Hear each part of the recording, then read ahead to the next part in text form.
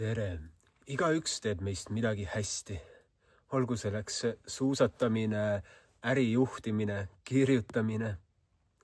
Ja mõnikord on ka oskuseid, mida me igapäevaselt ei väärtusta ega pane tähele. Näiteks ma räägin igapäevaselt 3 keelt. Eesti, inglise ja soome keel. Igapäevaselt kasutan neid. Ja nüüd hakkasin taani keelt õppima. Ja olen varasemalt vene keelt õppinud, aga seda ma väga hästi ei oska. Ja ka prantsuse keelt. Nii. Ja see keele tajumine, see nii-öelda luulelisus keeles või keele kasutamise oskus annab palju perspektiive elule ja annab ka erinevaid isiksuseid. Igas keeles ma olen erinev. Käitun natukene teistmoodi, suhtlen natuke teistmoodi. Ja ka mõtted, mis tekivad, on erinevad. Et see on omaette huvitav fenomen. Aga enne kui lähme edasi, siis ma kutsun sind 11.11 ehk siis 11. november Kongi helide kontserdile koos elektrikitarriga. Et koos Tarvo Nurmeotsa ja minuga. Et üle pika aja teeme ühe rännaku ja seekord mina mängin elektrikitarri, mitte kongi. Et see on üks selline asi, mida ma olen siin aastaid unistanud, ei ole osanud panna teda tõelisesse fookusesse või kontseptsiooni.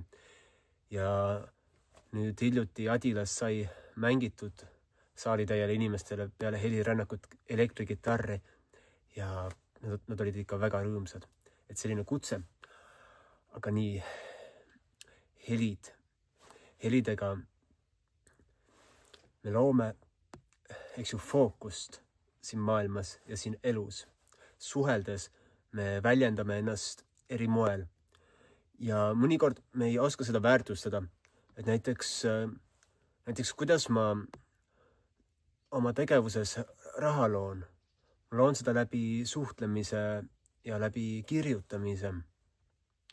Et väga lihtne. Ja ma ei kirjuta sellepärast, et raha luua, vaid see on minu kirjutamise tulem. Ja kui ma suhtlen inimestega, jagan mõtteid, see on sellepärast, et see on loominguline tegevus, et see on tegevus, mida ma ülimalt naudin. Ja mõnes mõttes see on ka üks printsiipidest, et loo kõige lihtsamatest asjadest, mida oskad, oma töö. Tee neid mõnuga, tee neid hästi ja ilmnevad, tekivad võimalused. Ole lihtsalt järjepidev. Et paljud inimesed nii-öelda kurdavad ja kardavad, et neil pole piisavalt ja nad peavad nii palju vaeva nägema ja... Aga kui me paneks selle kontseptsiooni teistpidi, et selle nii-öelda mammona raha loomise me paneme hoopis sinna kohta, kus see on tagajärg sellele tegevusele, mida me armastame. Ja siis vabal ajal tegeleme selle tegevusega, mille üle me peame vaeva nägema, kas ehitama mingeid keerukaid asju, kas või jõusaalis ületama ennast. Et näeme vaeva teistes kohtades, et paneme selle nii-öelda tootmise oma nii-öelda inspiratsiooni allikaks. Et loome ressursse, loome võimalusi, et mitte palk ei tohiks inimest juhtida, vaid hoopis eesmärk, mida ta teeb oma rahaga. Et mis ta kasutab raha. Kas ta kasutab oma raha väärtuse ja varade loomiseks või kasutab ta oma raha lihtsalt elamiseks ja arvete maksmiseks. Et selline väärtushinnang. Ja iga inimene saab enda seest nii-öelda leida, mis on tema jaoks lihtsad asjad. Ja need on vahest nii mõttetud ja nii tühised, et ise ei saa arugi sellest. Et minu puhul on hea näide kirjutamisega. Et mul on nii lihtne kirjutada, et juba kuskil keskkoolis minu kirjutist avaldati ajalehes ja öeldi, et selline väga tugev sõnade ritta seadmine noormehe poolt. ja kohe niimoodi, et bussist tulid mingid inimesed minuga isegi rääkima vahepeal, et sa oled see Simo Virdanen, kes sina ajalehte kirjutas. Ma olen, jah, olen küll. Mis mõttes? Väga huvitav. Ja siis ma aastaid põgenesin selle oskuse eest, siis lõpuks no ma siis midagi kirjutan ja kirjutamisega ma olen enda puhul just mõtteid lahti kirjutanud ja oma nägemusi ja arvamusi väljendanud ja need muutuvad ajas. Need ei ole konstantsed asjad. Inimene kasvab, inimene areneb. Kui ma oleksin sama inimene, kes mina 10 aastat tagasi, issand küll, ma olen täitsa teine inimene täna. Ja see on põhiline. Seega ka see minu loodud asjade iseloom muutub. Aga minu väljakutse oli see, et kuidas ma suudan seda väärtustada. Ja ma olen seda mingil moel suutnud väärtustada, et ma ei ole suutnud seda veel luua sinna kohta, et kuulasin Chris Kalaga selle LinkedIni tüübi podcasti. Ma ei mäleta ta nime, aga tema ütles, et tema on copywriter, et tema kirjutab ettevõtetele ja reklaamidele seda koopiat. Ma mõtlesin nagu, vau, mida perset. Sa võid kirjutades sellist asja Eestis ka teha või? Vau, kuidas? Ma ei tea. Issand juba, siis tuli see minu see vähendav iseloom välja. Issand juba, mina küll ei oleks sellest suuteline. Minu kirjutamisstiil on liiga eriline või ma olen liiga äärmuslike mõtetega ja aga ma ei tea, äkki ma sobin sama hästi kirjutama sinna. Aga kas see pakub mulle pinget, kas see pakub mulle huvi, kas see täidab minu hinge? Võib-olla, oleneb tingimustest, eks ju. Sama on näiteks selle rääkimisega, eks ju. Ma kohe tahan rääkida, jagada, õpetada.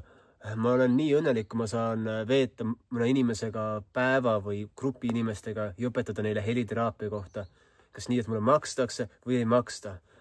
Vahet pole. Mul on lihtsalt nii sügavalt hea meel, kui ma saan rääkida, õpetada. Ja loomulikult seal on ka teine äärmus, et kus on näiteks kogunemised ja lavadel loengud. Ma tunnen iga kord, et ma sooviksin seal laval olla, et ma tahan seal olla. Ja siis vahest on vaja ennast ise kutsuda, et sa võid mind kutsuda ka lavale, esinema, kõnelema, rääkima. Anna teema ette ja ma paugutan, isegi ette valmistust ei ole vaja, eks ju.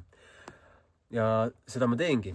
Seda ma teen ka nende videotega. Ma teen seda nii eesti, inglise keeles, vahepeal tegin isegi soome keeles, et olen teinud video väljakutseid, et 100 päeva järjest iga päev kõnelesin, et oma kõnelemist kaamera ees parandada, et oma kõnelemisoskust soravdada ja et paremini tulistada välja mõtteid, et neid genereerida koha pealt. Et paljudel inimestel näiteks ei tule nii loomulikult välja kõnelemine või kirjutamine, aga neil on teised anded, et mõni inimene on nii osav nikerdamise või väikeste asjadega. Aga kuidas ma saaks sellest teha oma hobi? Näiteks Soomes on mitmed YouTuberid tekkinud, kes ongi sellised keskealised mehed, kes nikerdavad masinate kallal. Või Eestis on mingisugune Facebooki piraat, kes sõidab, teeb mingid imeautosid, vanu autosid, teeb neist mingid imemehaanilised vidinad. Ja nad on loonud oma sellest hobist, oma nikerdamisest töö ja iga inimene saab seda teha, iga inimene võib teha, et peab lihtsalt olema natukene nupukas, et minu tänane küsimus ka, et mul on 3,5 hektarit maad ja pole päriselt selliseid olmeruume, et talvisel ajal pakkuda kas majutust või sellist asja võõrastele, eks ju. Aga siis minu tänane küsimus ongi, et aga kuidas ma saaksin panna selle 3,5 hektarit praegu kohe minu kasuks tööd tegema, et aitaks tekitada mingisugust tuluvoogu, nivood. Ja siis ma olen mõelnud erinevaid mõtteid. Üks huvitav mõte on, et lasta nagu inimestel püstitada mingi väike majake sinna, mida saab välja üürida, et siis teeme mingi pooleks tulud või midagi sellist. Või helistuudio, et keegi paneb helistuudio konteineri meie siin aeda, et siis teeme ka mingi diili ja saan seal podcast'e salvestada. Et see oleks mul kohe nagu suure meelselt hea tegevus ja kasulik tegevus, eks ju. Et niimoodi genereeringi mõtteid ja me saame alati neid mõtteid luua, me saame alati vaadata oma tugevusi ja alati vaatama ka enda nõrkuseid, et me ei teeks oma nõrkuseid ja et me ei kinnistuks arendama oma nõrkuseid. Et sellepärast ma olen ka natuke nagu selline, kui ma olen soovinud olla laulja, laulukirjutaja, siis ma saan aru, et ma olen väga hea laulukirjutaja ja siis ma olen seda laulmist õppinud, eks ju. Aga mul ei jää sõnad pähe, ma olen nii kehv sõnade meelde jätmises. Et kunagi sai teatrit ka tehtud kooli ajal, siis ma olin, vau, tahaks saada näitlejaks ja siis ma sain aru, et mina ei ole see inimene, kes neid tekste pähe suudab õppida, et ma olen see nii-öelda meetodi inimene, kes võtab selle nii-öelda energia, meetodi tegelaskuju ja jälgib seda.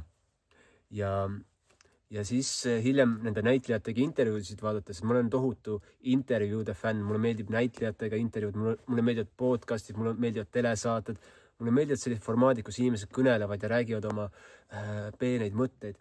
Näiteks täna kuulasin Robert Plantiga, Led Zeppelini lauljaga intervjuud, kus ta rääkis oma uuest muusikalisest albumist.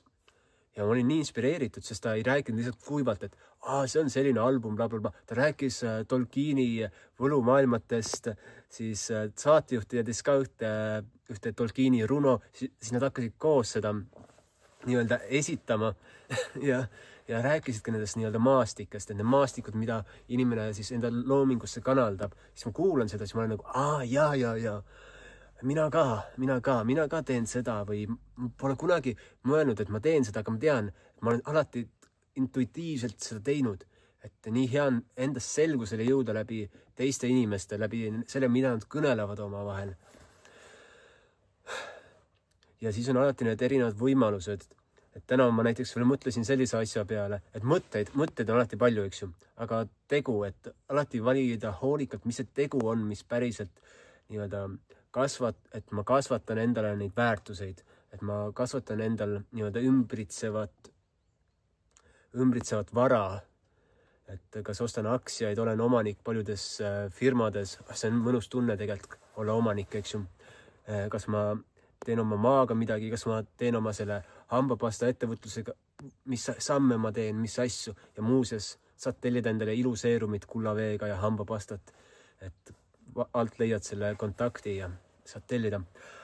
Aga ongi need küsimused, et mida ma kasvatan ja kuidas ma kasvatan ja siis igal ühel on oma metoodika, mõni peabki istuma ja mõtlema ja grindima, eks ju. Mina olen see, kes tuleb ja jalutab metsas, mitu tundi jalutab ja saab selle inspiratsioonilaengu või saab selle idee ja siis ta formuleerib selle. Ja teeb see nagu hetkes. Mõni vajab ettevalmistust, et iga inimene on erinev. Aga kui me saamegi aru, mis need tugevused on, siis me saame ka paremini ka tööturul ennast pakkuda kellelegi tööle, et ma olen hea organisaator või ma olen hea inimestega suhtleja, et ma oskan neid nii-öelda inspireerida või hoopis inimene on nagu suurepärane koristusspetsialist, et ta tajub ruumi ja saab aru, kuidas ilus ruum näeb välja ja näeb kõiki neid nõrkuseid ja ta oskab hästi organiseerida, et siis hakkab hoopis nagu mingi koristustiimi juhtima. Et kõik need kutsed ja kõik need tegevused on suurepärased ja väärt meie aega, kui me tajume ennast selles kohas, et ma suudan seda teha. Et siis ma täna mõtlesin sellise naljaprojekti peale ka, mis võib väga tõsiseks muutuda, et kui ma hakkaks tegema lühivideosid iga päev TikTok'i, et mida ma söön, mida ma täna söön, et ma söön väga huvitavat toitu, et sellepärast on see huvitav. Ma arvan, et iga inimene sööb väga huvitavat toitu, et need meie isiklikud valikud, need on väga huvitavad. Aga just, et mida ma teen, et see võib olla selline väga tore tegevus. Siis see kasvab kusagile edasi, et kusagile täiesti endalegi ootamatutesse sfääridesse. Et see on alati see elu eesmärk. Aga igatahes tuleb keskenduda oma tugevustele ja neid arendada. Ja tihti me näeme enda tugevusi selliste nii-öelda mõttetute asjadena, et ma oskan seda nii hästi, mis mõte sellel on, mis viitsi. Aga tegelikult me oleme nii suurepärased, et see ei paku meile pinget.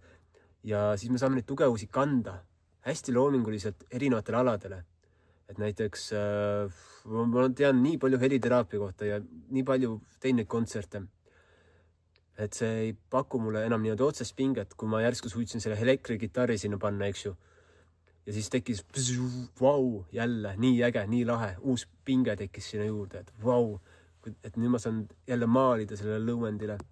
Aga teine asi, et ma olen toonud need oskused, mis ma olen kontserdite ja nendega saanud, et inimestega suhelda, gruppi hoida, juhtida, teistesse kohtadesse, kui mul on vaja teha mingit esitlust või kõneleda või mingiseid ideid välja laduda ja just enesekindlus, et ma julgen väljendada seda, mis mu sees on öelda. Et kirjutades on lihtsam, saad kustutada ja muuta, aga kui ütled välja, siis see ongi niimoodi juba. Sellised mõtted, et otsi oma tugevused üles ja aitäh, et kuuled.